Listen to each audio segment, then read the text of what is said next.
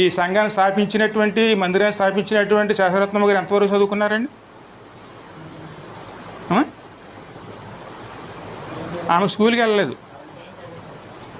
School ముఖం ఎరగదండి. అలాగే మేము కూడాను కేవలం వీధి బడిలో నెల జీతాలకు వచ్చినటువంటి టీచర్లు బోధించేవారు. మాకు మా స్కూళ్ళు లేవు. అక్కడ సంవత్సరానికి ఒడ్లు బస్తా అంతేనండి. 1వ తరగతి 2వ తరగతి దాటడమే చాలా కష్టం. అంతే మా చదువులు. మరి దేవుడు ఎలా వాడుకుంటాడు? ఆమె అయితే మా సర్వేపల్లి రాధాకృష్ణ గారికి కూడా వాక్యం బోధించి వచ్చారు.